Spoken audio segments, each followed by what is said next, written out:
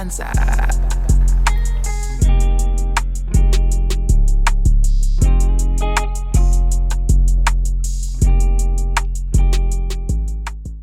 Yes, people, welcome back to the LIS Podcast. And here I am again. I think this is episode 12 or 13 that I'm trying to do. So yeah, we're getting the numbers in, we're getting the content out. So I'm with a returning guest. You can introduce yourself. Yeah, I'm Ossama. Hi. Yeah, so welcome back, Ossama. Thank you for coming back on again. I was listening back to our podcast, episode 2, by the way. The whole 10 episodes ago, eh? Yeah, whole 10 episodes, at least 10. Yeah, so I was listening back to our episode, and you know what?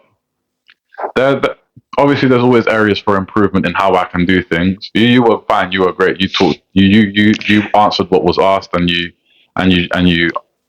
you gave good insight about the things we asked you. So, in terms of me, I feel like I done all right. It was only the second or third time we ever done something like that. So hopefully, the improvements continue. We learn.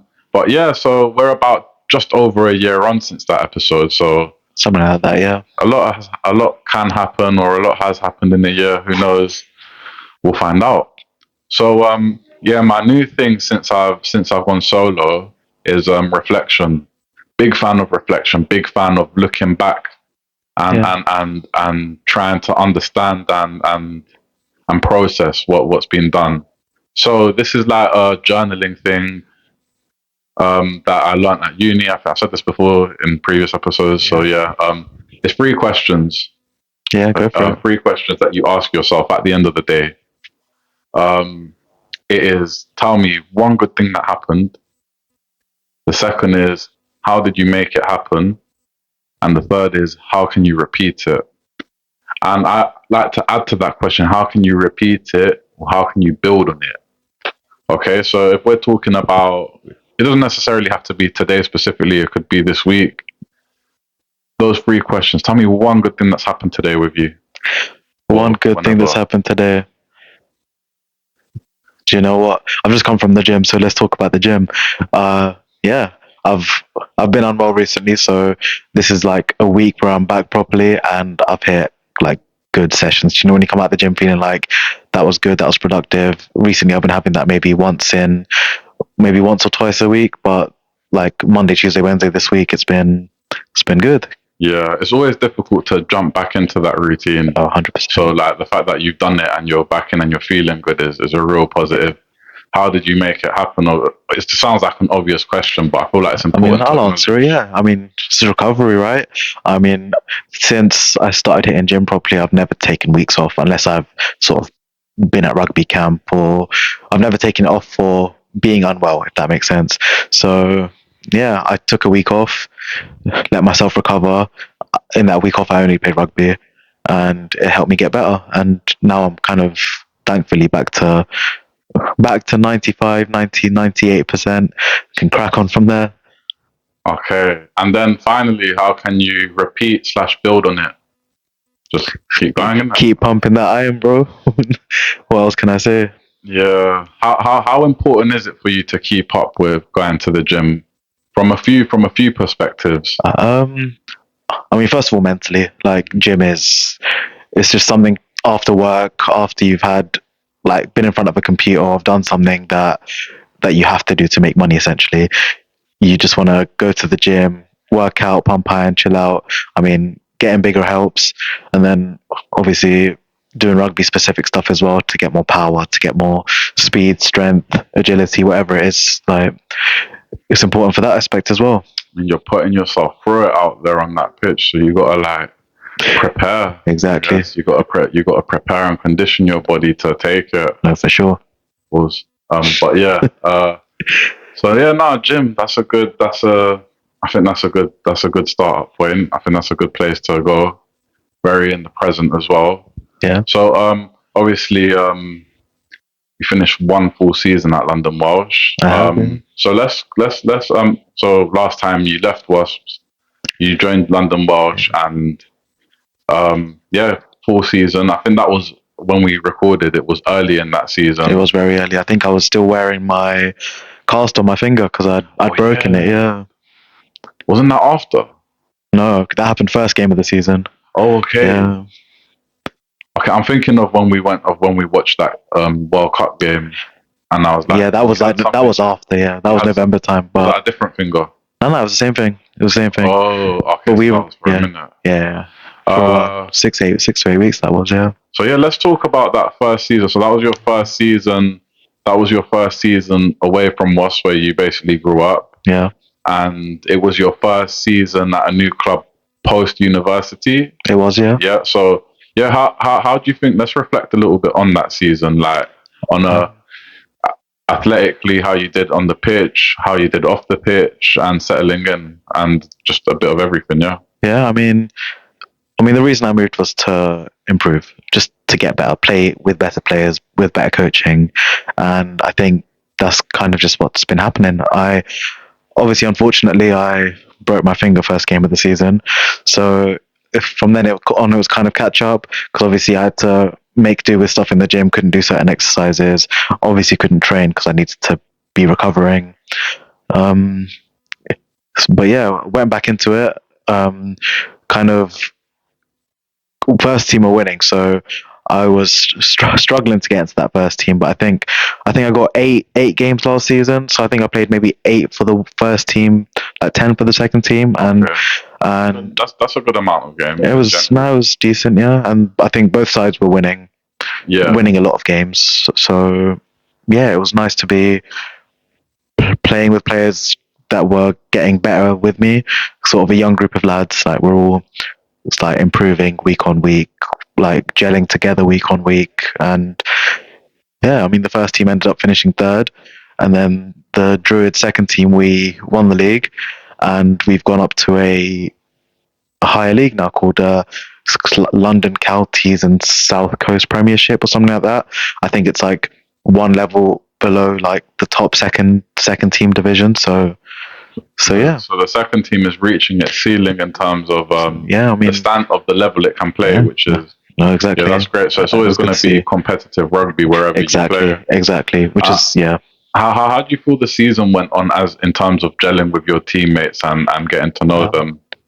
Yeah, I mean, obviously, as the season went on, you train together more, see each other more, like hang out with each other more. So the more and more that happens, the more and more you gel in with each other. Like the more, yeah, we're just getting better and better and better as the season went on. And I think we took that little break in preseason, before preseason, and then came back into it, and kind of the whole squad just kicked off from where we left off, really, with 5 or 6 very, very good additions, and kind of both teams have just been cracking on. Like we're all just one big squad, and we have a lot of quality players. Even playing we have a lot of first team regulars from last season playing the second team now, and that just shows how much quality there is in the squad at the moment. What do you think this club does differently to try and implement that one club mentality? Because I feel like in a lot of clubs, it's really hard to. You've got the players in the first team that probably think they're too good for the second, or you've got the players in you got the favourite. You know, all these different kind of politics. What do you think is different at London Welsh? I mean, obviously, Welsh went bankrupt back in 2017, right? And since then, I think I mentioned it last time, they've been doing Project Reset, which is them trying to get back to the highest level that they can. Project or whatever, whatever it was. That the coach briefly mentioned to me before I joined, and then and I think with that included is a lot of people involved with the club that are still involved with the club, so they kind of people in the background helping out to help it grow. So I mean, us as players, we know the fans, we talk to the fans, like we're all quite tight knit, and like we know the people in the bar, we like kit men, coaches, like everyone is kind of one club, and that's kind of the mentality that they've brought to it. There's even obviously relationships with our sponsors who help some of our players get jobs, and then we have other people within the club who sort of liaise that. So Welsh are helping me find good work as well, and I've been put into contact with one person to the next person to the next person, and I think they have that kind of system for pretty much all the industries, so that the players can work as well, and it kind of that all that brings everyone together. Because the people that I'm meeting through the London Welsh hub, I wouldn't be meeting if I wasn't, say, looking for work. So it's kind of gels everyone together. Okay, that's really interesting because in my previous episode where I went up to Leeds to talk to a friend of mine, Ollie, we talked about networking, and the importance of networking and the value and whatnot. And I feel like this club really encourages it. 100%. Yeah. And what kind of things are you learning about networking through playing London Welsh? I mean, I'm learning that there's something for everyone. Like, if you want to look for work in a certain industry, you can find that. If you want help in a certain aspect of life, you can find that. I think London Welsh is very promoting in terms of like letting you do what you want to do or helping you get to the kind of goals that you have, whether that be rugby wise, which obviously is the main thing of the club, but also career wise, religiously, mentally, everything's there for you. Yeah. That's really cool. That's amazing because they're showing that they're person centered just as much as athlete centered. And I mean, they care about us as individuals. That's for me personally, that's a big thing. That's what I want to get into. No, exactly. So hearing that a club is doing that, and you play at a high level where it is serious and the commitment needs to be serious, but the fact that they're trying to help around everything, you can only commemorate. Well, hats off to the people that run the club and 100%. They're trying to support. I mean, couldn't have picked a better club to join. I think it's the most amazing culture. And then obviously when I came down to the game versus Brighton, it was every player had their individual sponsors as well.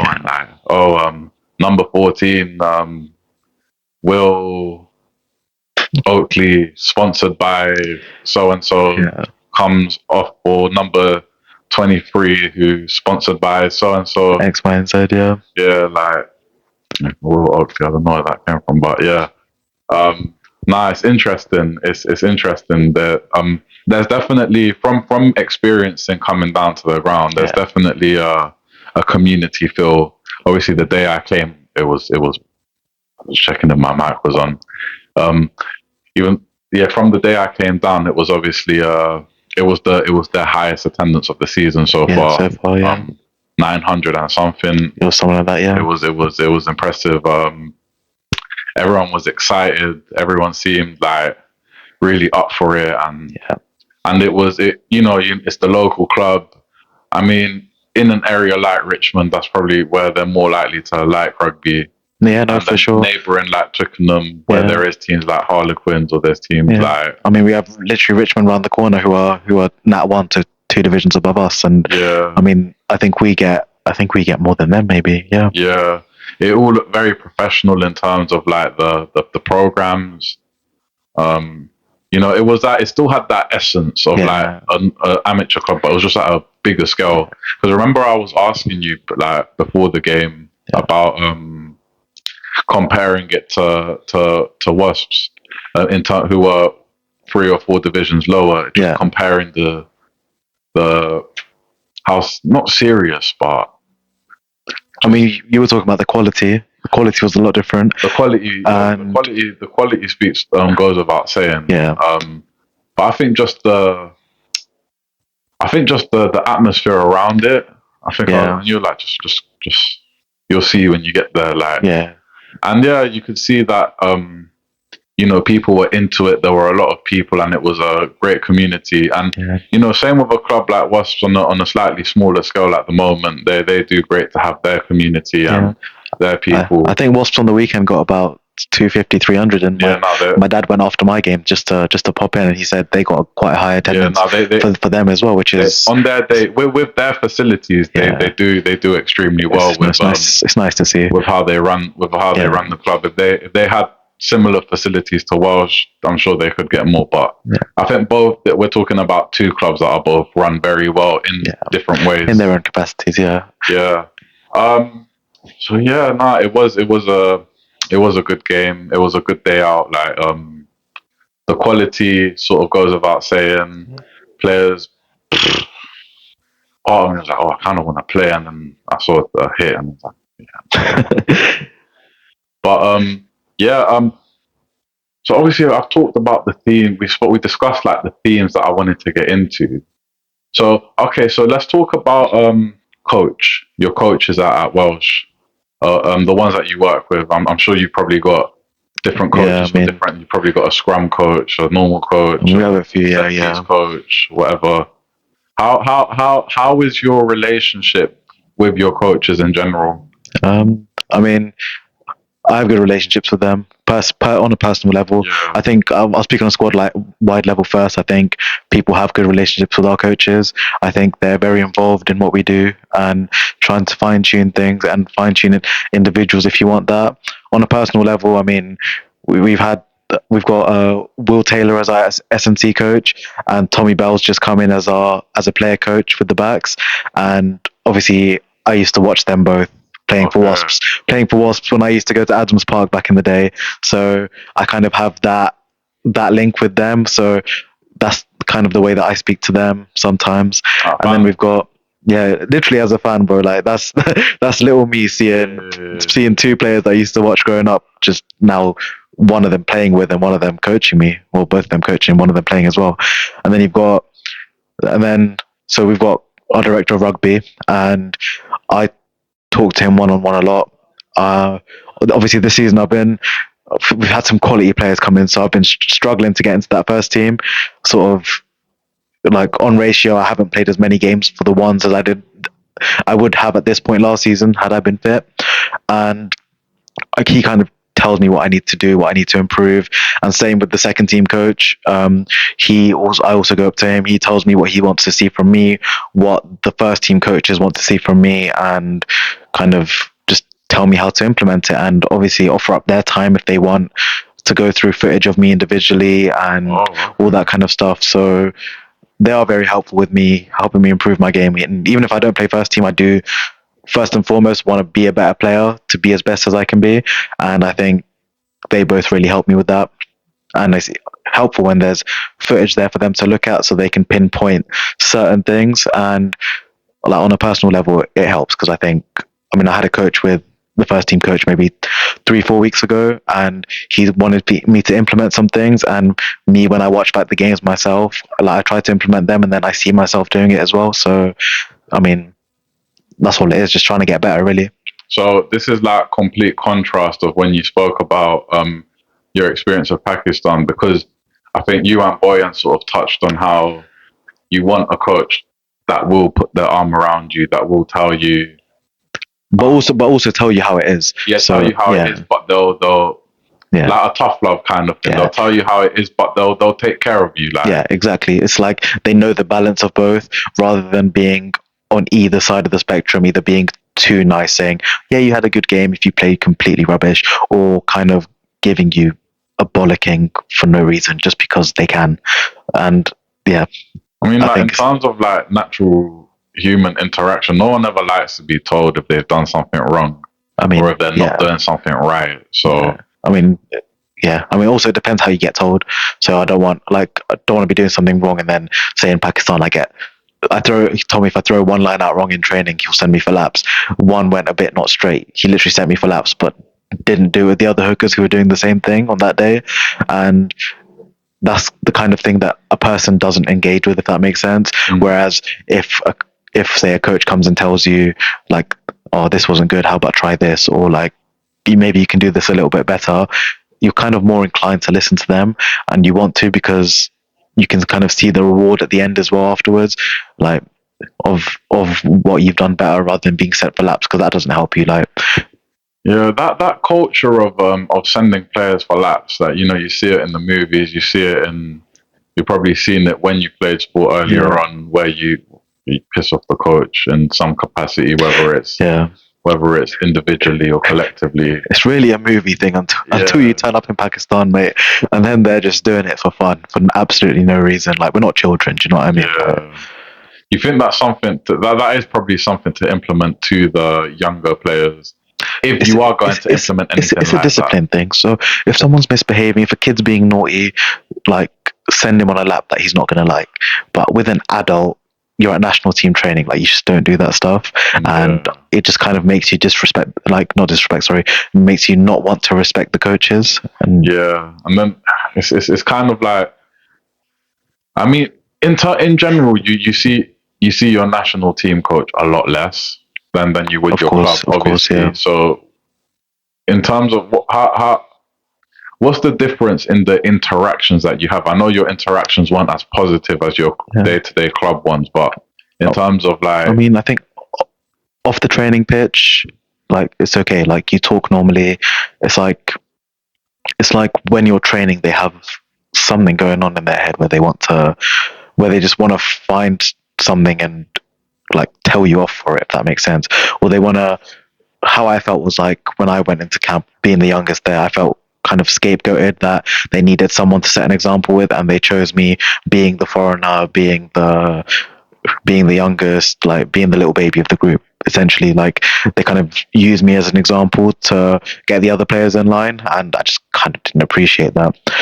But then off the pitch, they talk to you as if it's normal, but you're just there like, I've come all this way to play for my country, and I'm being treated like this. So maybe it's kind of an understanding thing for them as well. Maybe they think that it's okay, but I don't know. That's just my experience of what it was like. You know what the foregone conclusion is in any sport when it comes to just anything with the coaches. It's, as a coach, I think the sport, rugby, okay, we're talking about rugby. Rugby's subjective. Sure. As a coach. Yeah. The reason why, obviously, if you don't think a player is good, that's your opinion on why you think a player is not good or doesn't add value to the team. Yeah. Whereas a different coach might see value in you. Yeah. I mean, I'm going like, I think it wasn't a rugby thing. I think it was more of a like. I mean, compared with the players at Pakistan, I back my rugby ability 10 times out of 10, and so did the selectors, so did the other coaches. But then the one person who has the main decision kind of thought the other end of it and treated me a certain way for it, which I didn't appreciate. I mean, I'm happy being, say, third choice hooker, as I literally am at Welsh, but I'm okay with it because I'm okay with it at Welsh because it's like I'm being told where I need to improve. I'm being treated with respect. You've got to give respect to earn respect, right? And that's kind of the opposite of what was happening in Pakistan. Yeah, I think the subjectivity sort of includes that unconscious bias of how you think. It might do, yeah. Like you just build up in your head how someone is, and like naturally, your body, your mind just inclines you to think of someone in a certain way, and I think that must have been that. I mean, I don't hold any grudges or anything. It's just that's my experience. Happy to talk about it, but then don't let it affect your day-to-day life. Really, like my most important rugby is here, and I'm happy with it. And if I want to leave, I can, but I'm happy. Whereas there, I can't just pack up and go play for another country. So it kind of hurts the heart a little bit, if that makes sense, because you do want to be appreciated for what you offer. Well, I mean, look, in general, it was an experience that you've grown from. Probably a lot fitter because of training in 47-degree heat isn't something that I'd recommend to anyone. But like, it is something you learn and you grow from your experiences. No, exactly. Interactions with different people. They're all life experiences anyway. So it's definitely something you've taken forward, and like you're still what, 24. Like that guy could leave, and then suddenly all of us. There you go. I'm starting every test match. There you go. Yeah. It could there's so much that could change. Yeah. So another thing I wanted to talk about a little bit, keeping it like rugby playing related, is the competition. Yeah. How do you handle obviously you've touched on how the coaches support you and they help you improve, but the competition, how do you stay so disciplined to be in the best condition as you can, to be as committed as you can, to have that one chance to play in the first team, or to have the chance to impress in the second team, to go up, go into the first, which is always the aim if you're at a club, to go into the first team. No, of course. I mean, you just gotta work hard, train hard, really. Easier said than done, of course. You gotta stay disciplined, turn up to training, because I mean, obviously at Welsh, there's maybe 2 or 3 players who could miss Tuesday, Thursday training and still be playing for the ones. But for everyone else, it's kind of like you got to be there if you want to play. And I mean, that's one motivation in itself. And I think for me, when there's better players, I play better. So if I've got 2 hookers ahead of me who are quality players, like I will learn from them. Will make me play better. It will keep my head screwed on. It will make me think about the things I do and whether I'm doing the right thing, not doing the right thing, whether this is the way that I should do this, that, and then it just becomes second nature the more and more you do it. So like I said about becoming a better player, that's kind of what I want to do, and that's what having more competition does for me personally. For other people, it could make them lose their head, but on a personal level, like playing with better players kind of makes me play better. It makes me have to play better because obviously my ambitions are to play as high as I can by the time I'm too old to play. So I've got a long time yet, but that's kind of my intention of it. I mean, this is all down to. I think that all this sort of boils down to not all this, but like perspective is such a massive part in how obviously in how you see the world and your situation. But I think it's so easy to. I think on the flip side of the situation, it's so easy to think I'm not as good as these guys. I'll never be as good as these guys, or And just coast your way in the second team. Yeah. well, not even coast your way, but just just not be as hungry. Yeah, coast your way, not be as hungry to improve, not be as hungry to learn. No, exactly. Like, have you ever felt like that at any point? Have you ever had a bad training session where you feel you start to doubt yourself a little bit, or a bad game, or anything like that, where the perspective that you are trying to, the perspective that you do see your rugby and sort of shifts or diverts slightly? I mean, I'm very honest with myself. So if I've played bad, I'll tell myself I played bad. So like I'll just be like, oh, I wasn't good enough.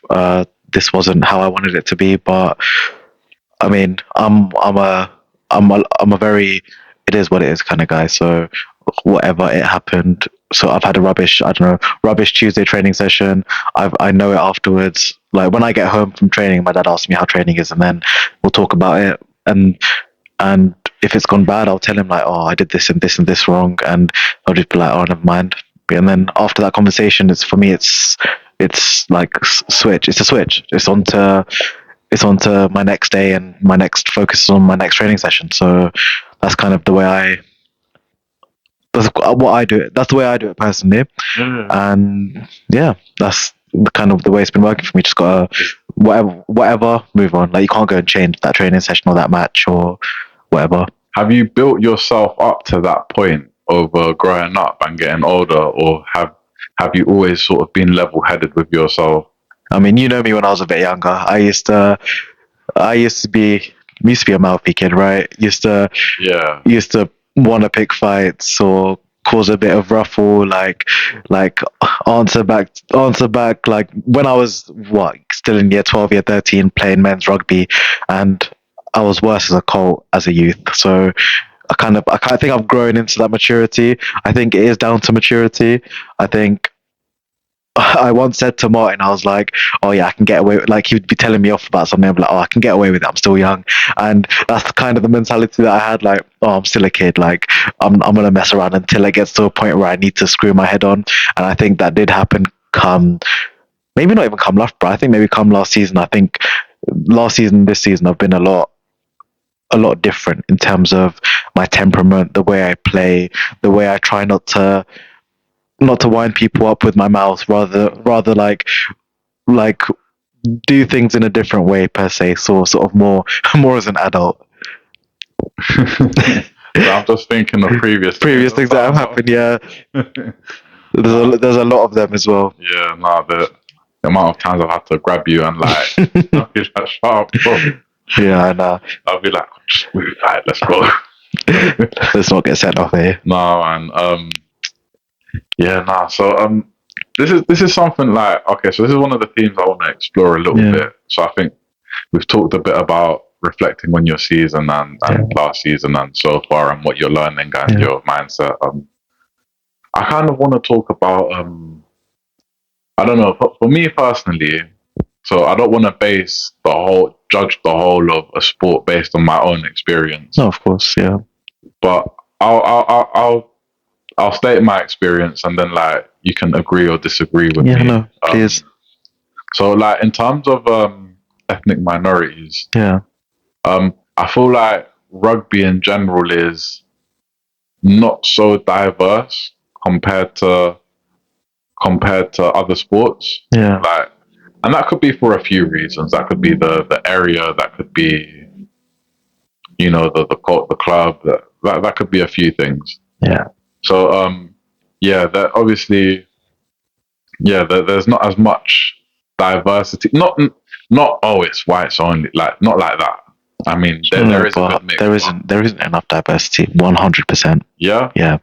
I mean, it's funny. I was talking about this with someone I had on call earlier, and he was just saying rugby and cricket are very corporate sports in the UK. So they're started off in private schools. And all those private schools end up going into the corporate world, becoming people with loads of connections, networking. So you're gonna have tickets for a business meeting. It's gonna be tickets to Twickenham, right? Or tickets to Lords, or tickets to the Oval to watch these elite sports. And those elite sports are sort of brought about in private school culture. And you play rugby in the winter, cricket in the summer, and that's just the way it is, right? And private schools generally, it tends to be the private schools where there is a white majority, right? It's a bit different with football, because obviously football structures a bit different, and sort of state schools will care more about football as well, and they'll have the coaches that have football kind of, how do I put it, have football there accessible to them. Whereas rugby, I feel like a lot of people know a lot of, say, South Asian people know what rugby is, but they don't know what rugby is, if that makes sense. So like, they don't really have the access to it. I think obviously I'm quite lucky. My dad played rugby growing up, so there's not a taboo with him, but there is a taboo with rugby in South Asian culture. Like, what's this violent game for crazy people? Like this, that, and the other. Like, I'm not sending my kid to play that. Do you know what I mean? I mean, even my mum still kind of has that kind of like, why do you play this if you're hurting on a Sunday? Or like, you come back with bumps and bruises every game. Like, mum, I love that. Do you know what I mean? That's. I mean, obviously, I don't like bumps and bruises, but that's just what it is. Do you know what I mean? To play the game that I love. And I think, South Asian culture is really brought up playing cricket, playing football, playing, like, in this country. Even then, cricket's too expensive to play for a lot of people, especially the people living in, say, Bradford, Huddersfield, parts of Birmingham. Like, they can't afford to get their kids cricket stuff, so they're growing up just kicking the ball in the park, really. So keeping the focus on the South Asian culture, because that's what relates most to you. Sure. What do you think in general slows down long-term participation and even higher level participation of South Asians, not just in rugby, but in any sports across the UK? I mean, there's that whole thing of why is there no South Asian players in the Premier League? Or if there is a professional South Asian player, it's a big deal. What do you think the culture has to do with the participation in sport? I think with football, that's a different thing, which I think we should avoid touching on in this thing, because it revolves around kind of racism and all that. But because, I've seen lots of things. Obviously I care about this stuff a lot, because I do want to see my South Asian brothers playing professional football at the highest level. And like, I do, not personally, but I know a lot of Pakistani players that are playing in Azerbaijan and playing in like these countries where there is a professional league, but it's not top 20, 30 leagues, if that makes sense. So I'm up to date with that. But in terms of in rugby specifically, it's just accessibility. I think in this country, with all due respect to the RFU, they've kind of stagnated. just care about sitting up there and just doing their thing. Really, they don't care about growing the game or anything like that. So all this criticism I have about rugby in Pakistan, one thing I can give to them is they're trying to grow the game. They're trying to make it more accessible. Our internationals are on Freeview TV. Like people are watching. Like I was at the airport on the way back and was wearing my Pakistan top to the airport to come back to London, and I've got people coming up to me saying, "Oh, I watched you guys play on telly. Like it was on TV yesterday or the day before or whatever." And I'm just like, see, like that's the kind of stuff I want to see. Like people see what this sport is. It's like have a real life experience, seeing someone like me at the airport, and kind of grows people into it. And like it's growing in universities there, and a lot of people are playing. And then coming back to here, you don't really see. I remember Wasps used to have an initiative when they moved up to Coventry, so they were trying to get. Obviously, Birmingham's got a load of South Asian people, so they were trying to get into those schools there, go to those schools, and create like little tournaments where they have ex-professional players sort of giving kids an insight into rugby, showing them what it is, like hosting little non-competitive tournaments to like introduce kids to rugby per se. And like that was good, but I think I've not seen any of that happening anymore. Like it might be happening out there, but I think if it is happening, it's not happening. It's not drawing the kids into rugby. So I think something needs to change. I think they need to kind of make these kids want to play rugby. And I mean, the only way that happens is by seeing people that look like me playing rugby at a decently high level. And I mean, I know these two brothers that are playing championship at Nottingham right now, Indian brothers. Like that's a high level, and hopefully see some sort of brown players that aren't Pacific Islanders playing in the Prem, and hopefully that will kind of, you know what it is, like kids look at someone like, I want to be like him, he looks like me. Or like, I always think back to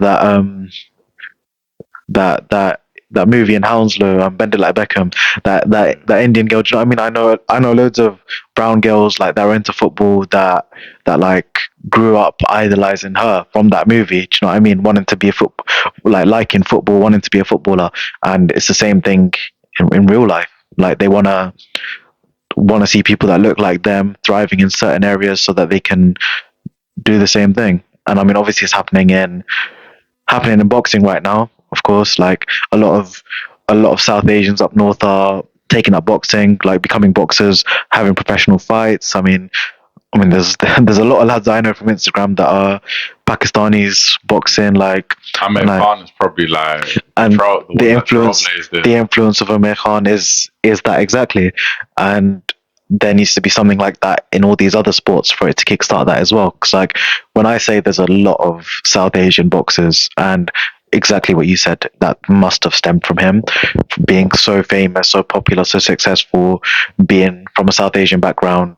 And yeah, we need to see more of that. Yeah, I think he won silver in the Olympics in 2004, and that kickstarted his professional career. Yeah, and I think a lot of boxers that find that success in the Olympics manage to. Yeah, I mean it's the highest amateur boxing level, the Olympics, and then once you do well there, you can start doing professional fights. Yeah, so I mean, there's two directions where I want to take this topic. Go on. So the first one is you talked about you know, like for example, Wasps, people going into schools with high South Asian populations and whatnot. Let's say there is a little Osama somewhere up north that sees rugby and he likes the idea of it. Yeah. And then I'm talking in the South Asian culture at home in terms of letting the young person take part in the sport. How much of that do you think is a hindrance? Obviously, in your personal experience, your dad played the sport. Yeah. So it's like, so you're kind of born into it in a way. Yeah. Whereas like others aren't as fortunate because their parents don't watch the sport or understand it. No, it's completely right. I mean, for my dad, it was my grandparents very much accepted him playing rugby, but they never did anything. They never took him anywhere. They never like did any of that stuff that my dad does. Like my dad will, if he's in the country or if he's like free, he will be at every single game regardless of where it is. Like if my guy was looking at tickets to go to Jersey just in case I was selected. Oh, bless. Like That was a big game anyway. that was a massive win for us. It was a win for you guys. I thought you guys lost. No, we won. Oh, it's fine down. Yeah. No more. Okay, you guys are looking spicy. Yeah, you've got a hot. I swear you guys lost that. I swear we had the conversation and you talked. I don't know. Okay, but what a win! Oh yeah, cracking win. It was like happy for the boys. The boys were buzzing. Yeah, like would have been nice. Would have been nice to be there, but I mean, it was a good day for the club as a whole. Like I mean, you played that day as well. I played that day as well for the twos and got a try and we won. And I thought I kicked on from that. Of the most recent game before that was the first team game that you came to. So I think I kicked on from there, and hopefully soon enough I'll be getting more opportunities. You got a cheeky try in that game as well. I did, yeah. I looked away. Oh, really? Was it? I mean, that try was carnage in it. There was bare going on. Yeah, it was a little blindside move off the dummy maul, but yeah. And then I'm like, I'm like walking to the next because I'm like. I was at the stand and then I was on the other side and then I'm walking around. Yeah, I was seeing you here and there because obviously in the stand you don't really see people. But when you're walking back to your place in kickoff and you look over, you were just right in my eye line, and I was like, I swear this guy was there a second ago, but I was exploring. I went by myself. Of course, yeah. Before you met my mates, yeah. I was looking for your dad. Yeah, I was just gonna say. My guy was probably just sat in the stand somewhere with his coat, with his hat on, just probably talking to the people next to him. And like a lot of people like go to my dad like if they haven't met him before. A lot of them just know him anyways, but if they haven't met him before, they'd be like, "Oh, you're Osama's dad, right?" Just because like one of the players, what other like middle-aged brown guy like who else is that gonna be? Like it's gonna be my old man, right? Yeah, no, of course, definitely, and as you said, the community of the club. Exactly. You probably met the parents of many teammates. I mean, these guys, like these fans, they care about knowing us as players. Like they all know us by first name, by like even some people that I don't know yet will come up to me and talk to me, telling me stuff, this, that, and the other, and I'll just be like, it's like taking in people's names. Like I need to remember you because like I want to show that respect back to them because they've taken that time to like remember me. Reeling it back. Yeah, go on. I got excited. I didn't know you guys won the jersey. But reeling it back to the parents and the not let. So your dad, like the parents were like play, but weren't taking. I mean, my dad had to walk 5 miles to go to his mate's house on a Sunday morning just for his mate's parents to drive him to matches, training, whatever it was. And this was him growing up, right? And I feel like. In Brum, by the way. Isn't it? In Brum, yeah, in Brum. Remember it. I'm just throwing back little like little things that you remember, things from previous episodes. I'm just like, used to get taken to those games. My grandparents didn't really care too much. I think my granddad's been to more of my games than he has to my dad's or something like that. Yeah, I remember one day my granddad came and I scored a hat trick and it was brilliant. And my grandma was telling me when he went back home he was just gassing to everyone like anytime someone will call from Pakistan or whatever like, and that's nice like. I mean obviously back then it wasn't so much about them not wanting to do it. It was more about just didn't have time. Like my granddad was working all hours of every day, like trying to make ends meet, like trying to create a better future for his sons, my dad and my uncles, which he was very successful in doing. What about other family members? So like if I don't know, you're at some kind of family function, reunion, whatever, and you're talking to auntie, whatever, and she asks about your rugby or she sees you broke, you think, how do you do that? And like, how do they sort of look at you playing rugby? My dad is very broken, so in that sense, like my dad's hurt everywhere growing up, so I think they're used to it in that sense. So like my dad coming home with a broken nose, like broken this, broken that, torn this, torn that, like I think they were used to it in that sense with him, but obviously that's kind of like weird for them to see. Do you know what I mean? Because like them in their culture, I don't know, their family members playing cricket or playing hockey or whatever else they play in Pakistan, they don't really come back with bumps, bruises, breaks, and tears. So I think it's very weird for family members to see. And then obviously talking about like other South Asian parents, how they would react. Kind of my dad's generation of people that haven't played rugby, they kind of, it's kind of a weird thing for them to let their children do that, because it's the unknown for them. Do you know what I mean? It's the unknown of like, this game looks very violent, very scary, like people are bleeding and doing this, that, and the other. At least with boxing, they know what you get. You get hurt from being punched. Whereas with rugby, it's more like this. There's so much going on, so they kind of just don't know what's happening. And I mean, as well as that, it's like stereotypically, I'm going into stereotypes. This isn't my opinion, but Yeah, you know, like, this isn't my full opinion. This is just like what, like, you know, you got to hit the books, boy. You got to study gotta hard study. and I mean, make something of yeah, yourself. yeah, yeah. You're not gonna. No, that's exactly what happened with my dad. Like, forget this rugby stuff. You just get your degree, do this, do that. Like, start working. Like, they don't understand that.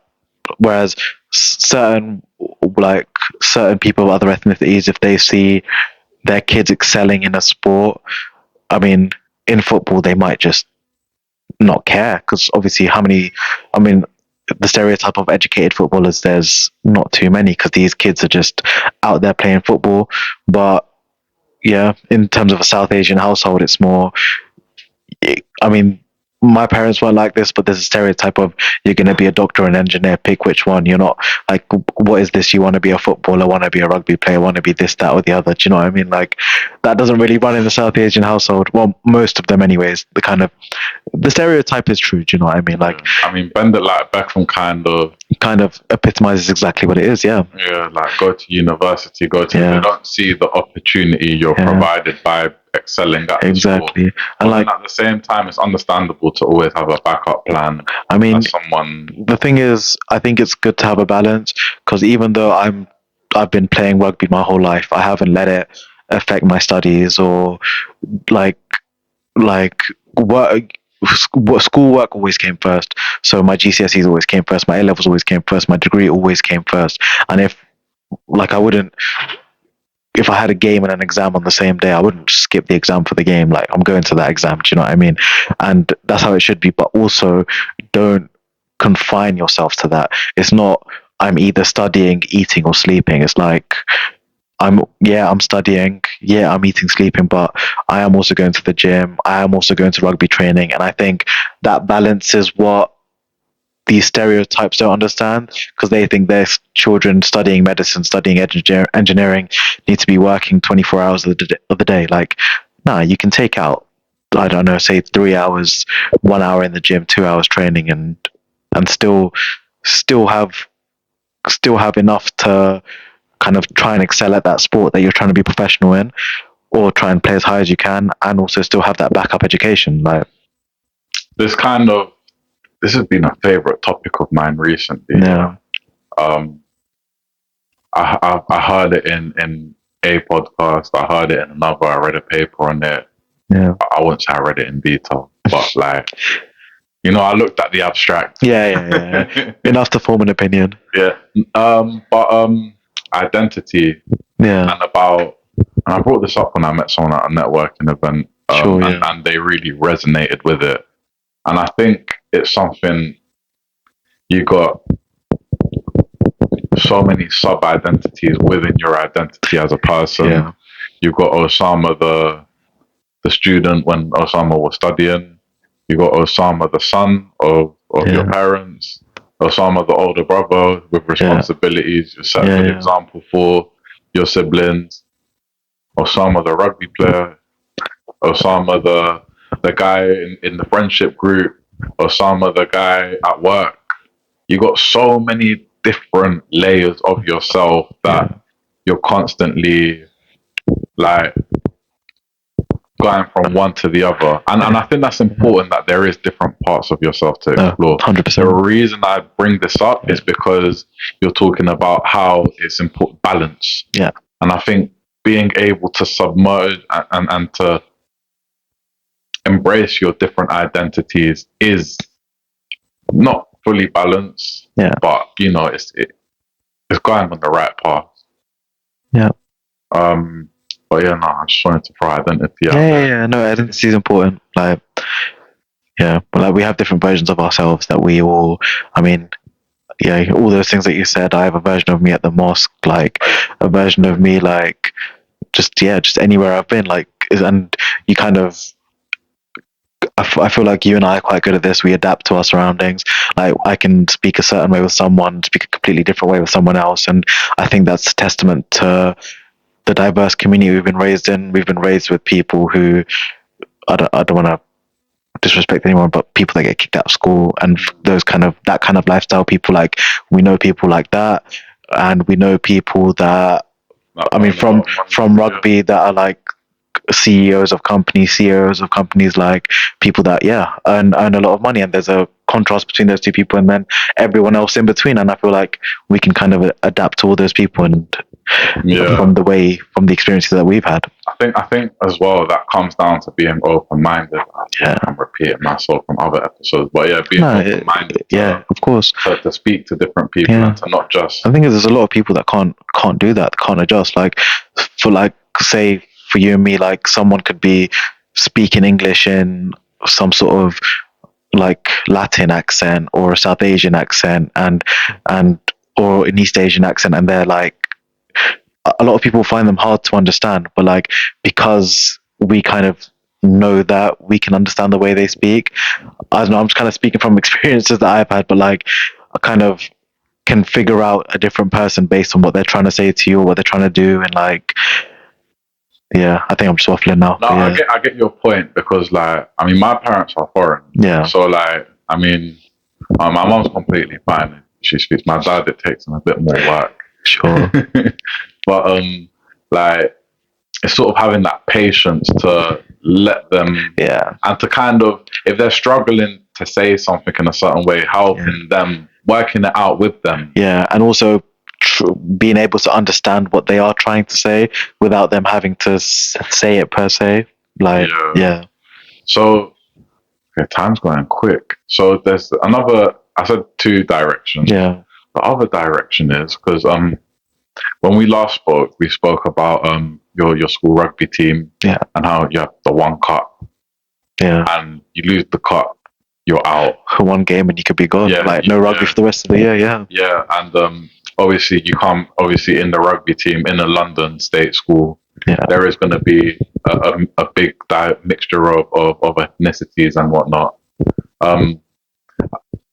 What do you think of the accessibility of rugby in general? Because if you're going to play for the school rugby team, and not everyone is fortunate enough to be able to afford a private school, what do you think of the accessibility of rugby for the general person? I think it's in a state school very difficult. I mean, we were quite lucky. Went to a school right next to our rugby club, right next to Wasps. So we had access to those grounds. And obviously, growing up, we had sort of people from that school playing at that club. And I don't know if I spoke about this last episode, but our year group was very, very diverse. We had a lot of our Wasps age group side growing up was very diverse. I mean, starting off, it was full of white people, right? But then we got to maybe 14, 15, and then we started making more friends who had been playing rugby at other clubs or sort of were interested in being involved in rugby or that kind of stuff. Just tell them, come down to Wasps. And then we ended up building a very diverse but yet very, very good side. And I think that was that was a very good thing for our year. And then coming back to school, right, we had maybe 8 or 9 people at Twyford that were playing at Wasps as well. And even then, we didn't have the coaching. We had the facilities because Wasps was there, thankfully. But like playing rugby for school was very different to playing rugby for club, even though the core group of players was the same, because of the training because of like having it made easy for us, if that makes sense. So like say private school kids, they'd get, I don't know, taken out a lesson, they'd get training 3 4 5 times a week. We were training without coach because, I don't know, me and two others agreed like, right, let's train after school this one day. And even then it wasn't training, it was just chucking the ball around, doing some line outs so we're not completely lost in the game, and kind of like the backs had no moves, do you know what I mean? And like there'd be me kind of like slotting in at hooker, slotting in at 10, like just like the better players obviously being around there, like me and one or two others. And Yeah. And I think what I've learned as well, a lot of people in this country, not everyone, yeah, a lot of people get into rugby when they start secondary school. yeah. And then The people that do start, yeah, especially with the state school kids. Yeah, that does happen a lot. Because I know, I mean, obviously, half of my friendship group went to private school, right? And they went to like sort of prep schools. They were that finished in year 8, and these guys, even though every single one of them in my friendship group does not like rugby right now, except for maybe like one of them who still plays. Like these got, like they were forced to play rugby. Like it was 3 terms: rugby, football, cricket, right? So they had to play all 3, whether they were good at it, whether they weren't. There was A team to F team, like there were 6 teams, and everyone just had to play. Like if you were rubbish, you'd just be playing in the F team. Do you know what I mean? And these private school kids, talking about accessibility, they had accessibility. They didn't like it. That's cool. These guys want to go do other things, fine.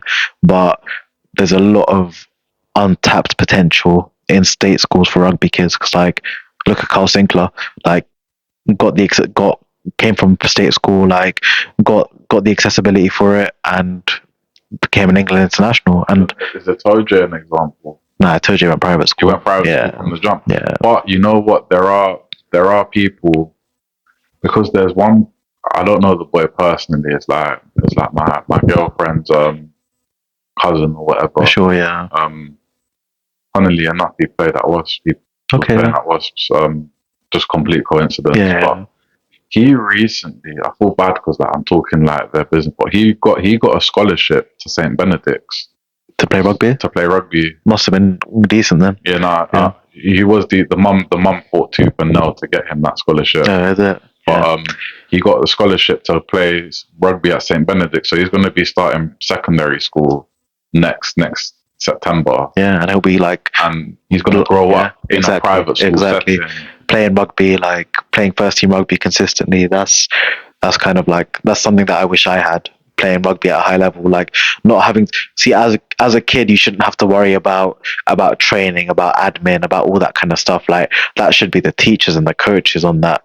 Whereas in private schools, like you have 1 or 2 coaches per year group. Like you have a set training time. You turn up, the sessions are planned for you. Like you don't have to think about that stuff. And I think it's the same with football in state schools. Really, like as much as state schools are a lot better for football, it's still kind of the same thing. I mean, it was at my school, like our football team, we barely trained. Like we kind of, there was a bit more to it because like obviously a lot more kids want to play football, so they held trials, they did this, that and the other. Like they would have enough for maybe 2 teams, but you might even have one training session a week. Exactly. And not even that. Like and training that wouldn't last like a football season in school times isn't a football season. I think it's a thing I think it's down to the teachers really. Like with all due respect, like I understand you're at a state school, like maybe not earning enough money or don't get paid enough to do this, but like you have like a responsibility to the kids, right? Especially as a PE teacher. Like in a state school, wouldn't you like it if you, I don't know, created the next Saka? Do you know what I mean? Like Saka went to a state school, like Saka did. Played at Greenford, like grew up, and his PE teachers are proud of him. Like he still talks to his PE teacher. Like I don't see like, why would you not want to like do that as a PE teacher? Do you know what I mean? Like I find them, don't get me wrong, like I got on with all of them, but they were all very like lazy. Like they just, to them, like it was a fixture. It was a chore just taking you to a fixture, right? Like they didn't want you to improve. They just like wanted to be there, get it done. Like I think our cricket team was very successful, and like in my year group, and even then, until we got to maybe like year 10, when he went to like he became like an associate head teacher or something, so he didn't have time for us anymore. But until then, he was like I was captain and he was doing all the bowling changes for me, coming up with the batting lineup, like bro, I'm the captain, like I'm supposed to be doing that stuff. Do you know what I mean? Like he'd be doing all the field placements.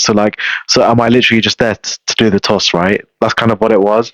And it's either they're controlling or they don't care. That's kind of my experience with it at state school. But I mean, obviously there's teachers out there that care.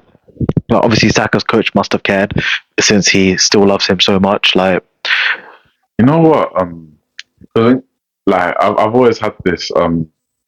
When it comes to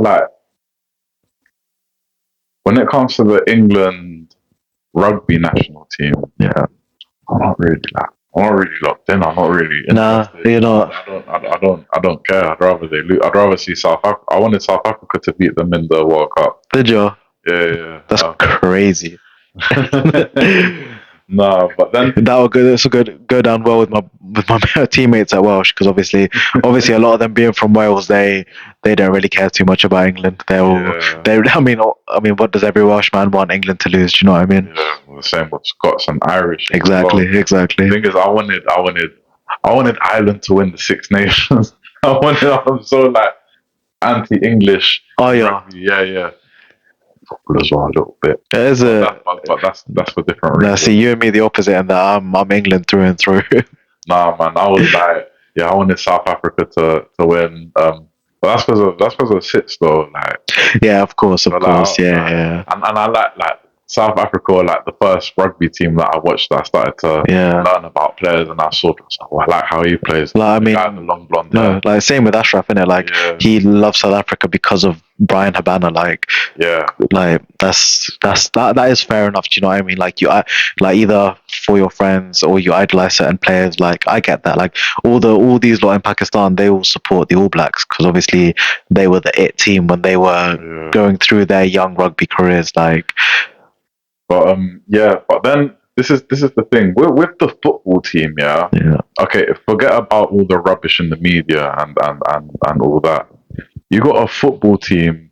If you're from London, especially, yeah, you got players that it goes back to what you were saying earlier about like you don't have anyone to look up. South Asians might not have as many people to look yeah, up to look to. up to. Yeah, But like in football, you've got a lot of people with like Caribbean backgrounds. there's a lot You've of got a different lot of backgrounds people with African backgrounds. from a lot of places in London, And then- in the UK. Sorry, like you're gonna have, I don't know, like, oh, you know, that kid from the town round the corner, like he went pro, blah blah blah. Like they have that kind of, like there'll be a professional footballer from the town across or from your town, like all over the country, right?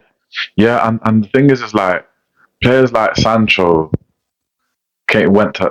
I'm pretty sure they went to state schools and before until they got scouted or whatever. Possibly, yeah. Players like Saka, players like Ademola Lookman, even though he don't play for England, but Still high performance athlete. Yeah, you know that I feel like there is a lot more representation in terms of like whether it's cultural background or whether it's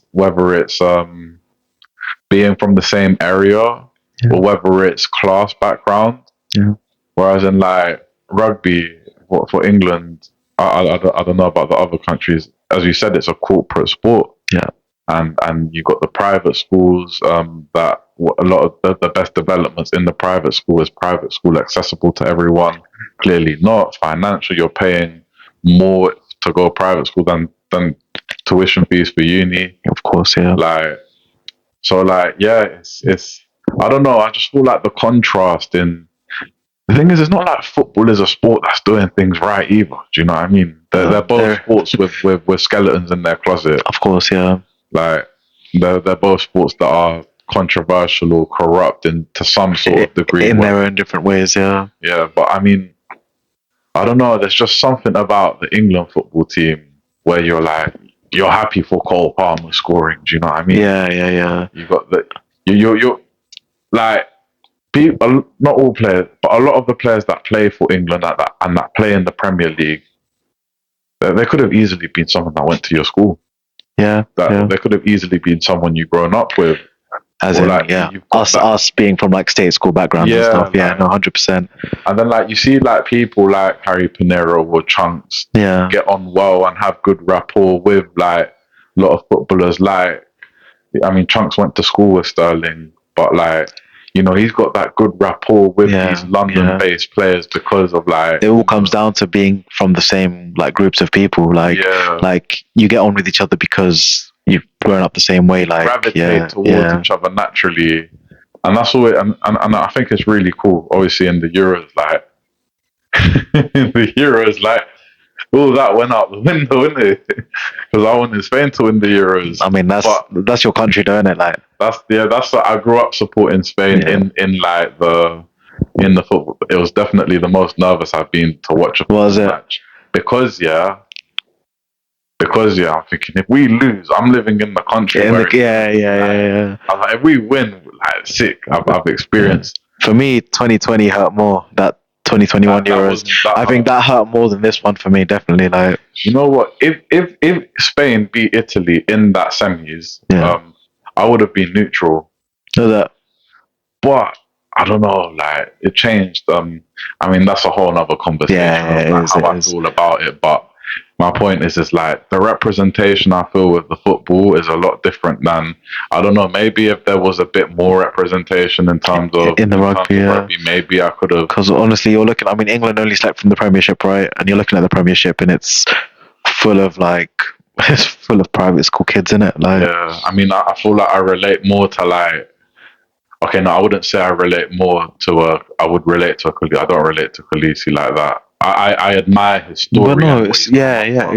exactly. But maybe there's just No, more- relate in a certain sense though. Like, that it's not downplaying anything Yeah, of no, anyone. I mean, like, I didn't. you relate to them more than you would relate to say like George Ford. Do you know what I mean? Yeah, Like, I'm sure George Ford is a nice guy. no, of course, but it's just completely different. I know that Different spectrum of upbringing. Like, it's also like I don't know, the English culture is a bit more. Not everyone, but I feel like it's a bit more cold and a bit more dry in terms of like.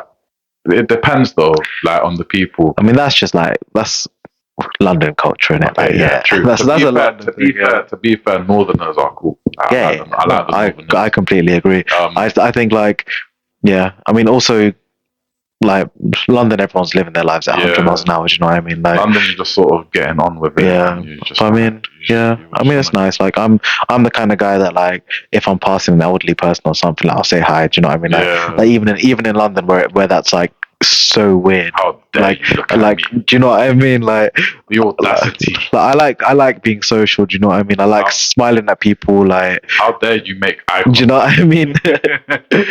Nah, it's true. But I feel like I don't know, maybe it's down to being brought up by foreign parents where like Yeah. I don't know, I don't wanna like delve too deep No, into of course. that. But I don't know, like maybe the culture in like the Kiwis or the South Africans or the Irish Yeah. is a bit more open and a bit more welcoming It's a compared bit to more. like Yeah. the perceived Yeah. culture we have of growing up in London. 100%. But I won't let that. The Northerners and the people from the Midlands, they've always been super nice and friendly. So They're like you've they're always got a big hospitable people, nice people. yeah. Like, yeah. And like the people at the rugby club that I've met, they're cool as well. Yeah. But I just mean the general. I think it's more stereotype. like with strangers, right? Yeah, People. It's like you are how you treat strangers, because like 99% of people treat their friends amazing. Yeah, I think as well. It's like some people, some people take longer to warm up. Some people just show you that smile instantly. Yeah, it's weird. There's probably more countries that are cold in terms of that. But I don't know. Maybe I'm just thinking. I'm just like, white countries. yeah. I'm just throwing out like different ideas of why my mind is like. Why my unconscious bias might be like that. Sort of the possibilities more than 100%. More than like this is what I believe and this is how it is. But yeah, quick one because time's gone quick. But another thing I wanted to talk about was religion. Yeah. So obviously you're a Muslim, practicing and devoted, mashallah. Like Always great to see a brother out there on his dean. Um, Rugby, aside from like rugby, is kind of worldwide, but it's kind of not. Um, it's like rugby is a sport that, if we're talking the rugby culture, rugby only became professional in like the late 80s, early 90s. It was always an amateur sport, however old it was, and the big drinking culture and like an open culture as well, like the things you see in that. Yeah. Like how does it feel? Not how does it feel? What's it like being a Muslim in a rugby club? I know playing is one thing, but like when you're not playing, the social aspect of it, 100%. I mean, in terms of, playing's one thing, right? Like playing's completely separate to it, but in terms of, I think at Loughborough and at Welsh, they're quite good with like, when I need to pray, I just tell them like I need to pray. Like, they let me go do whatever. They'll wait for me if they need, like, I don't know, if we're gonna do a walkthrough and I'm still praying, like they'll wait for me to come, like, and it's not an issue. Even though like, especially with the first team, they're quite strict on the timings before a game, so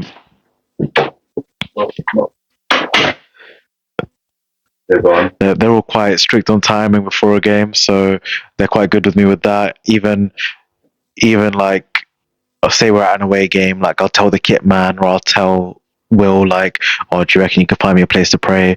They'll do it. So like, I'll be doing my prep in the changing rooms, and then I'll tell them, oh yeah, I need to pray at, I don't know, 12 something, 1 something, and they'll just be like, they'll have found a place for me, and whether it be a locked changing room, they've asked someone at the club, or like whatever it is, and then that will happen. Yeah.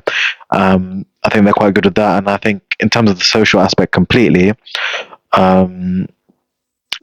Yeah, I mean, I don't drink. I don't, not just not drinking. I don't go to bars. I don't go to clubs. I don't go like to these places. Like, even if my mates want to watch football at a bar, I won't go. And even if that's a last resort, like, I just won't go. They'll always try and accommodate for me, my friends. So I don't know, say Sunday after gym, like, oh, we're gonna go watch the 4:30 kickoff. Like, where can we watch it? If there's nowhere else to go other than a pub, I'll tell them to go, and I just won't. It's the same with rugby. Like, I want to spend time with these guys after games. Like, I wanna hang out with them. Do you know what I mean? But obviously everyone's drinking, so like even the end of season dinner. Do you know what I mean? Like, I left once it started getting like a bit more to the drinky side of things. Not that I feel uncomfortable. I mean, I've like grown up with my mates being drunk and all this kind of stuff. Like, I don't really care too much about that, but it's more for religious respect that I'm not going to be in those places. Yeah, that's kind of a bit of a shame to it, just because I do want to hang out with them. I do want to spend time with them. So like, we have we get given dinner on Thursdays after training, and that I stick around for, because I know these lot aren't there to drink. Do you know what I mean? Like, I'll chew, like, even though there's not really halal options, so I don't eat. I eat at home, but I see these. I sit with these guys. Like, there will normally be a Europa League or a Conference League game on the telly. Like, I'll chill with them for 20 minutes, half an hour, and then we'll just go home. And that's kind of something I wish I had more of, because like, I like sitting and getting to know these guys more. Like, I just know these guys at face value, really, but obviously these guys are much closer with each other than I am, just because they go out, they go drinking, like they go club on a Saturday night after a game, like that would be nice. Do you know what I mean? So like, whenever there is an opportunity, so like a team dinner or something, like, I will be there, just because I want to be around. Like, I want to be like I am friends with a lot of them. So like, if any of you London Welsh boys are watching or listening, Ossama wants to be friends with you. I am friends with them. They're nice. They're all nice guys. Ossama wants to spend time with you. He wants to be your friend. So like, he's not leaving early because he don't like you lot. He wants to. He religious. So yeah, religious. Go hang out with Ossama. No, I'm joking. Nah, no, I'm joking. But like, I'm sure. Also, I'm the kind of guy that doesn't want like people to change their plans for me, even though they happily would, if that makes sense. Like, you don't wanna be a burden. like especially when I go on holiday with the boys, like I will, like if they're kind of planning to go club, right, I will kind of spur it on, if that makes sense. Like I won't sit there just being like, I'm not going. Like I'll kind of keep it quiet and then help them make their plans. And then if they end up going, like I'm chilling, I'll find something to do, and there'll always be someone that ends up not going, chilling with me, or they'll just end up not going and we're all chilling. But like I'm not the kind of guy that will make myself known, if that makes sense. Like if anything, I'll be there helping them plan it. So like when we were in Egypt, like oh yeah, you lot get the bus at this time, go to this place, and like make sure you're here at this time to get the bus back. And then they'll be planning that, and if they go, they go. They don't, they don't. And I won't mention that I'm not going, even though they kind of know that I'm not going. But like, do you know what I mean? Like I'm waffling, but make yourself like I don't want to be like make it known. You know what it is as well. I think it's so easy to. It's so easy from the religious perspective. I'm not religious myself, so I'm not going to speak like that. But it's so easy that there's people that do like are on their deen or you know, holy Christianity or whatever it is. They're devoted. My point is, and then it's like so easy because you're devoted, and then these people aren't. Then like it's easy to kind of judge. Do you know what I mean? There's a lot of people I've met, like Muslims. I understand. And honestly, I know stories of like say other people whose friendship groups have kind of like not supported them on their deen story per se. So like they've kind of been doing other things, but then they're like, no, I'm gonna stop doing these things, come back to my deen, like be proper. And their friends haven't been very supportive. But honestly, my home friends and my uni friends, I honestly couldn't fault them a single bit. They're all very respectful, very like accommodating for me. Like there's the other side of it though, where the person on their deen moves away from their friends, from their friends, from their friends that aren't practicing. I mean, it happens, and then it's like, see, when I kind of started coming back towards my deen, I think we were all scared of it, my friends and me, just because like I was trying to find a balance of like, how are we going to do this? Like, I didn't know what life was going to be like. Do you know what I mean? And I think my friends were very supportive. They were very accommodating for me. They kind of, I think the way that they were with me, it wasn't anything special that they did, but they were kind of like open and adaptable, right? Exactly. Like they would much rather me be their friend than not. And I think that came into it a lot. Like I think what I'm saying as well though is that suddenly you're suddenly it's like, I think it's easy to happen, especially young.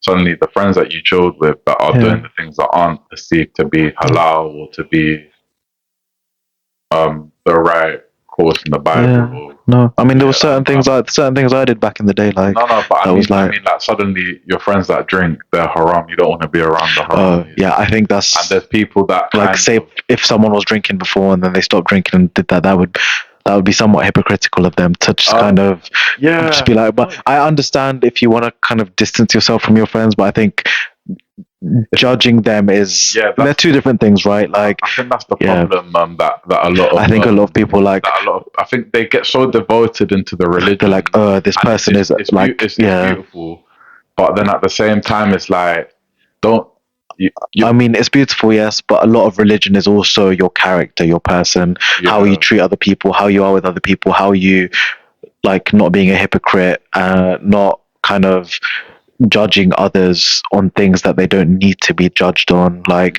there's a lot of character stuff in there as well. Like religion isn't just not drinking, praying 5 times a day, fasting, like 5 pillars, like following the Quran. It's also a lot of way of life, right? Like character, how you treat your parents, how you are with other people. Like I mean, I think that's very important as well. No, definitely. I think there's a lot to it, and it's very complex. Also, change can be hard for everyone. Like 100%. for the person, for their friends. Like, I mean, especially like for me, it was kind of during COVID. So I think a lot of people of all religions kind of started finding their religion again if they had kind of deviated from it during that COVID time, just because that was an uncertain time in life, and I think people began to think about the meaning of life a lot more. So yeah, I mean, that was kind of when my thing happened as well. So reeling it back a little bit, yeah, we're still on the religion talk, yeah. but is quite the question that I looked up, the question that I wanted to ask. Yeah, I looked up when I'm talking about Chat GPT. Nah, don't sound yet. No, but it was a really good question. It's how do you think I don't remember it like that. Yeah, This is why I don't have specific questions. I just sort of go with have themes. Yeah, I have my themes, which I think I've covered them in general. I think you have all of them. Yeah. So far. Actually, let's pause for a second. Yeah, go on. How do you think I'm doing? How do you think it's going? Yeah, this talk, this conversation, the questions I'm asking. Yeah, bro, it's flown, 100% flown. Am I letting you express yourself? Oh, bro, 100%, 100%. Yeah, it's just a bit of self-reflection. I feel like it's. Bro, you're sitting there letting me speak. You're saying what you need to say as well. Like I think exactly, and if you need me to go in a certain direction, you're letting me go in a certain direction. I think. And everything that I wanted to say, like, definitely a lot more than last time as well. Like, I just thought. I think last time I was very like pressured to talk in a certain way, but now I missed some things out that I wanted to say. But I think this time it's been more like I've kind of just taken my time, been able to say what I say, and that's a testament to you as well. Oh, I appreciate it. I just thought a bit of live feedback would just be an interesting thing to hear for me personally and for anyone listening. I feel like it might be something I do with guests. How am I doing? Like just randomly, it might not be, but yeah. So back to go on. Real back, but staying on religion. Yeah, fishing. So it's what do you think the things in common are between like the values of rugby and culture of rugby in terms of like the camaraderie and the togetherness, and then like the values of Islam? Do you think there's anything? Do you think there's any? I know they're completely contrasting cultures and ways of doing things in life, but do you think there's any ways that they do overlap? And I mean, the first thing I think of is discipline. I mean, you need to be a high performance athlete of any aspect. It takes a lot of discipline, and religion is a lot of discipline as well. I mean, rugby is for maybe 4, 5, 6, 7 hours of the week. Religion is 24 hours a day, 7 days a week while you're sleeping. I mean, obviously not sleeping, but like every other time when you're not sleeping, when you're lucid, like it's discipline is a big thing. But yeah, I mean, even rugby with the way you treat people, like we spoke about, like literally, like I was saying, rugby is about how you treat the ref, how you treat other people. Like obviously, you're a massive. How do I say this without saying a swear word? You're a massive arsehole, like when you're on the pitch, right? Like you're trying to get in under people's skins, like I don't know, cheeky little shoulder in the ruck, like trying to play the dark arts as a front row, like trying to drive inwards without getting caught, that kind of stuff. But then off the pitch, you're kind of the other team. Like you have a beer with you have a beer with them. Like you kind of like the cultures of like embracing like you're hosting them, right? If especially at your home ground, you're hosting them in your clubhouse. Like you stick around, chat to them, like until if they're a team that's come from far, like wait for them to get on their coach, or as they all leave individually, like you're accommodating for them. Do you know what I mean? Like kind of like I mean, it's just someone to your own home. Exactly. I mean, it's the same thing with the changing rooms, right? Like you leave the changing rooms as you found them. Like you don't leave the kit man too much to do.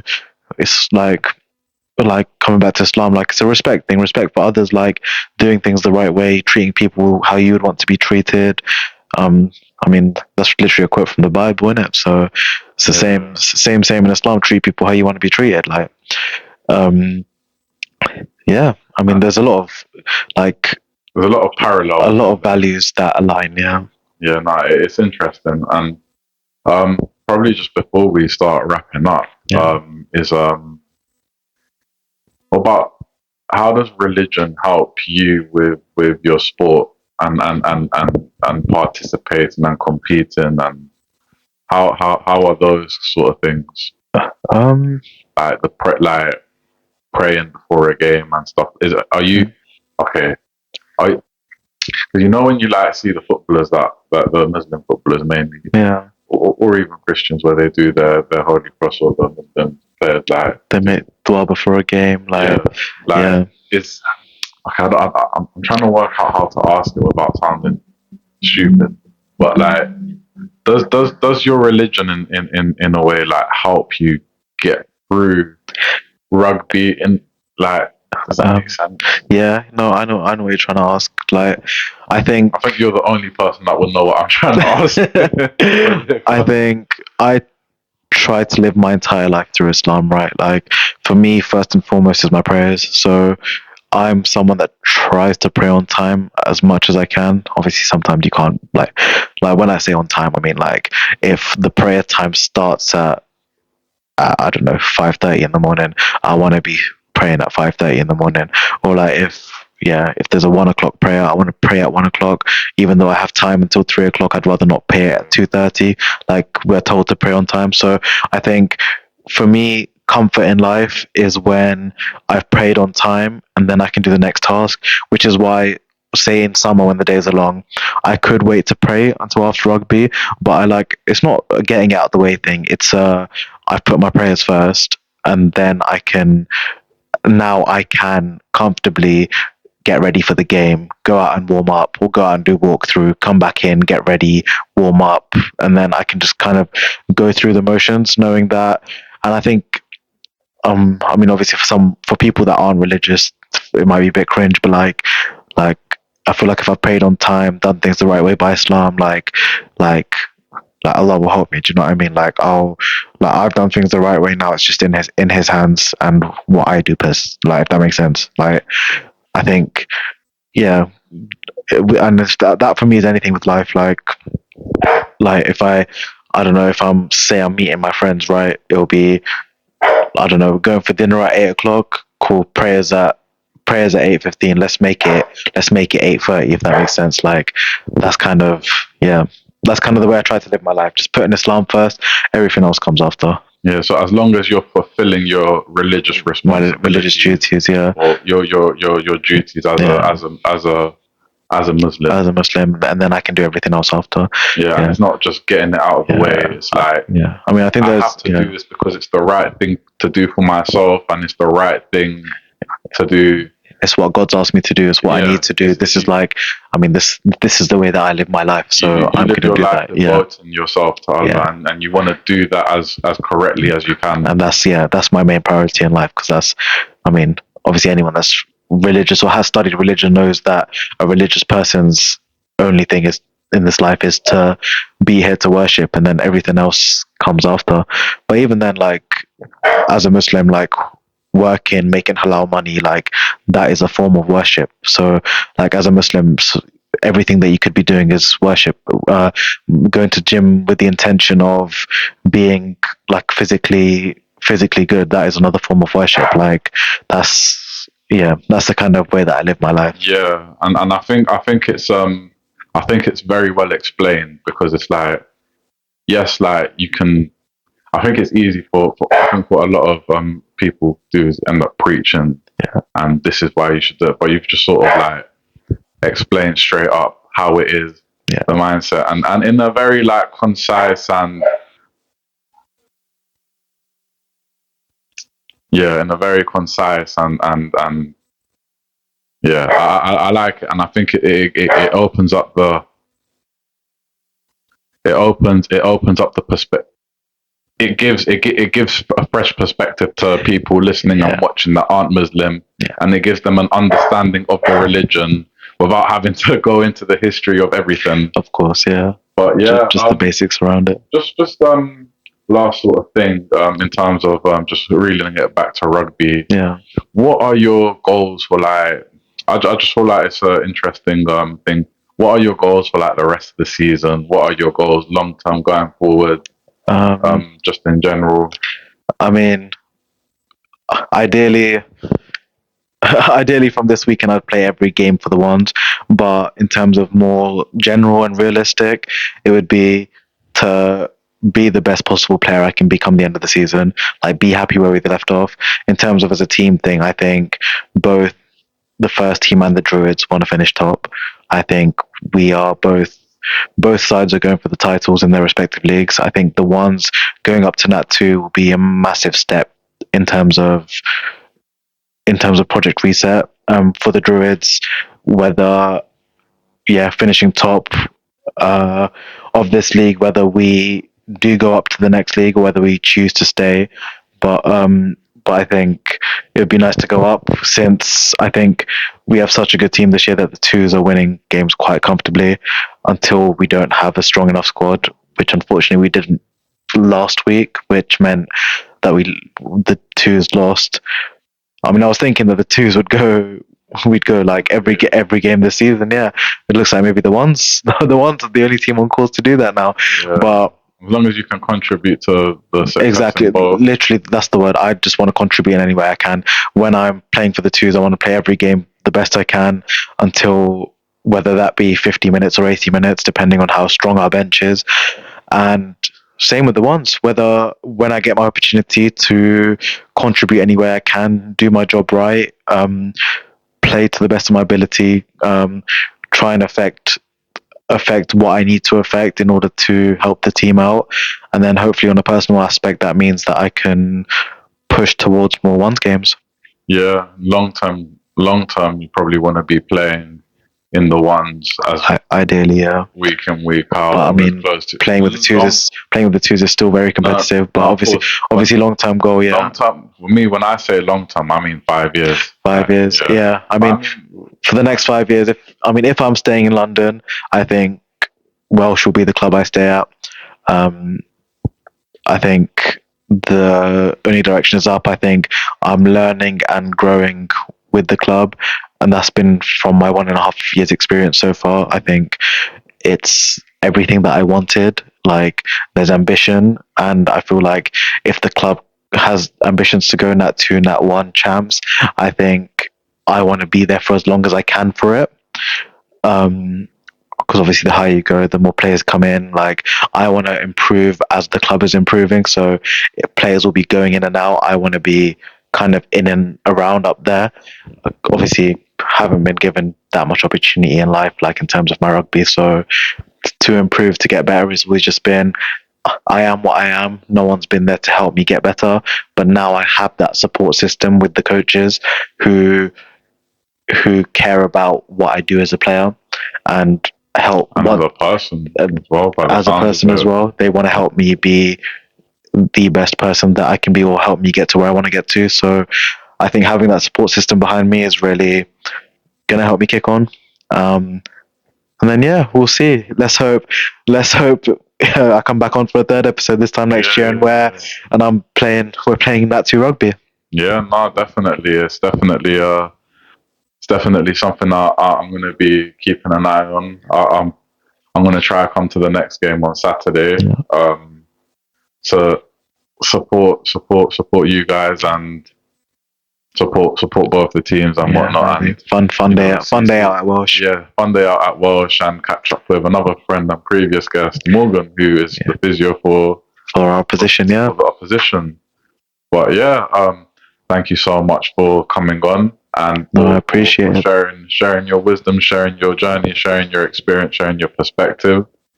It definitely adds a lot of value, and I feel like people that listen either have something to learn that they haven't learned before, or they have someone to look at to be like, this is someone that I can learn from. So I hope so.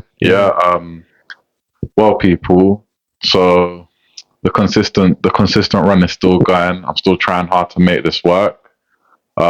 Baby steps, but as in life, things take time and we keep going. But always a pleasure to speak and to learn about others and to keep on going.